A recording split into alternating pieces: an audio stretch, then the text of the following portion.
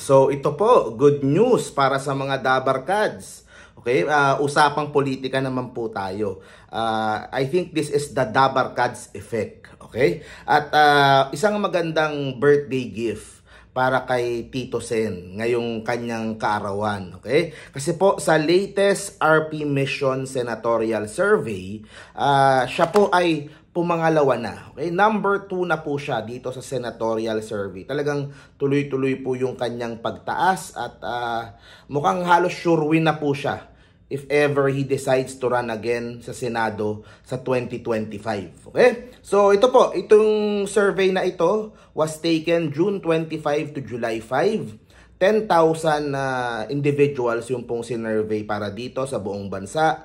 Nag-number 1 si Senator Bongo with 67.5%. O second po si Tito Sen with 64.9%.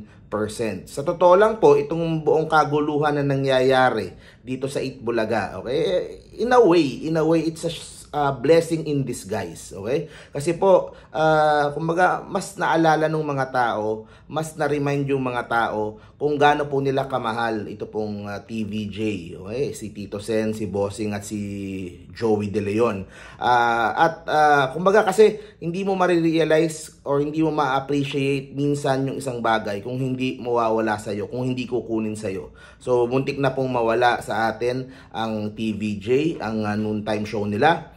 Pero dahil po sa tulong nila Boss MVP at TB5 ay nakabalik po kaagad sa ere, and TVJ is experiencing a resurgence pagdating po sa kanilang kasikatan, at yung pagmamahal po sa kanila ng tao ay talagang outpouring po, at talagang napakalaki po nung outpouring of love para po sa kanila. At nakikita dito sa resulta, 64.9% itong si Tito Sen. Hindi ako magtataka, baka sa mga susunod na survey ay mag-number 1 na po siya. Okay, mamaya pag-usapan po natin yung ibang mga accomplishments si Tito Sen sa Senado, kasi baka hindi familiar yung ibang tao pero number 3, si Congressman Erwin Tulfo. Of course, yung Tulfo effect is very much strong, 62.5%. Pang-apat po, si Senator Francis Tolentino with 62.3%. Pang-lima, si Senator Bong Revilla with 61.8%. So, yung limang nasa taas po, nasa top 5 ay puro mga kakampi ng administrasyon. Okay? Si Bong Revilla sa Lakas, si Tol at si Bongo sa PDP. Of course, Senator Erwin ay dating kabinete ng Pangulo, at si Tito Sen is maayos naman yung relasyon sa administrasyon. Okay? Number 6 po, ito medyo umusog ng konti yung sa survey na 47%, si Senator Amy Marcos. So yung mga nasa ganitong level, medyo mga sure win na din ito Number 7, si Bato de la Rosa with 46.8%. Number 8, si Senator Manny Pacquiao with 39.4%. Okay? Number 9, si former Manila Mayor Isko Dumagoso, 38.9%. So of course, alam niyo naman po, pagdating sa politika, isa itong si Isko sa mga talagang pinakasinusuportahan ko. At kung sakaling mag-decide siya na tumakbo bilang senador susunod na eleksyon, ako po siguradong susuportahan ko at ikakampanya ko din itong si Yorme Isko. Alam nyo naman where I stand with this, di ba? Hiwalay sa akin itong awayan sa noontime. This is between tape and the TVJ. Sa akin po, hindi naman makakaila yung pong mga magagandang nagawa ni Yorme Isko nung siya ay nagse-serve sa Maynila. Hanggang ngayon ay patapos na yung ibang mga proyekto niya, katulad ng mga pabahay, yung mga 20-story na residential condominiums, yung pong 10-story fully air-conditioned na mga paaralan. So, bubuksan pa lang po yan in the coming months. So, talagang ako, pagdating sa politika, buo yung support ko dito kay Yorme Isko. Number 9 siya dito sa RP Mission. Number 10, si Senator Pia Cayetano, re-electionist ulit. So, mahusay din yan, mga women's and children's na issues. Number 11, si former Senator Ping Lacson. Kailangan natin ng mga ganyan talaga sa Senado, yung mga veteran na, mga alam na kung paano kumbaga yung magaling mag-imbestiga, magaling itong si Senator Ping talagang maprinsipyong tao din. So I would love to see him come back to the Senate. At number 12, ngayon pa lang po papasok yung oposisyon na si former VP Leni Robredo. Sa akin lang, ito lang sa akin. Sa akin lang naman. Parang mas gusto ko yung number 13 kaysa doon sa number 12.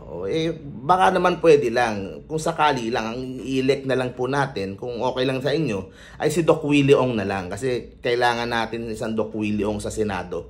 And I was able to get to know him nung nakaraang election. Talagang napaka-sincero, napakabait at napakahusay. He will become a very good senator. Sigurado po ako dyan. So, baka naman pwedeng isama na natin dun sa Magic 12. Kasi pang 13 siya dito sa RP mission So, ayun, number 14, Lito Lapid, Tasnoli De Castro, Willie Revillame, Herbert Bautista at Kiko Pangilinan to round up itong top 18. Okay? So, ito, balikan lang po natin Kasi 1992, naalala ko ano na ako nito kumbaga bata ako nito pero naaalala ko na nag number 1 si Tito Sen. Okay? Siya po ay nakakuha ng 11.7 million votes.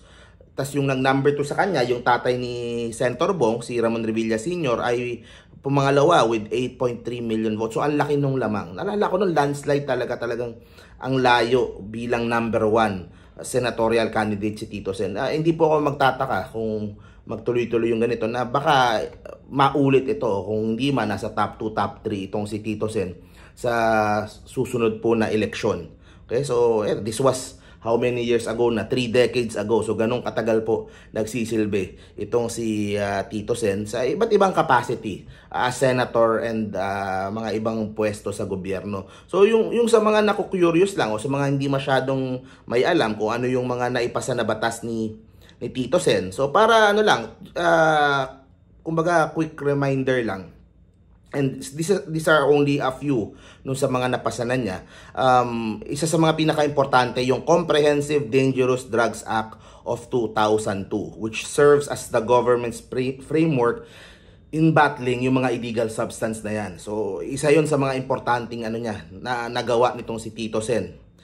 Tapos, Family Courts Act of 1997, Anti-Drunk and Driving Act of 2012, Kasambahay Law, Rural Farm School Act, tapos ito pa, Expanded Senior Citizens Act, Open High School System Act, Children's Safety on Motorcycles Act, Children's Emergency Relief and Protection Act. So ang daming mga magagandang batas po. Siguro nung panahon na yun kasi wala masyadong social media, kaya pag yung mga tao, lalo na yung mga bata ngayon, hindi na sila aware. Pero ito po yung mga ilan lang sa mga batas na napasa po niya. National Athletes, Coaches and Trainers Benefits and Incentives Act para sa mga atleta natin, Maritime Industry Act, ito pa yung mga iba, Anti-Hazing Law, Mental Health Law, ito yung mga sinulong niya noon, Occupational Safety and Health Standards Act. So yan po yung ilan lang sa mga sinusulong na batas at mga naipasang batas ni Tito Sen sa kanyang mahabang pag-serve po sa Senate. And of course, kailangan po natin yung mga ganyan, yung mga statesman pagdating po sa Senado. So, ayan. Yun po ang yun po ang birthday gift ng taong bayan kay Tito Sen. Maaga pa kasi layo pa, 2 years pa yung election, di ba? Pero if ever he decides to run, sa akin, medyo sure win na yan. So, ayun guys, thank you very much po. See you po sa next video po natin. Maraming salamat po sa mga bumate. Birthday ko po ngayong araw. See you po sa next video guys. Stay safe parate. Live tayo mamaya. Bye-bye.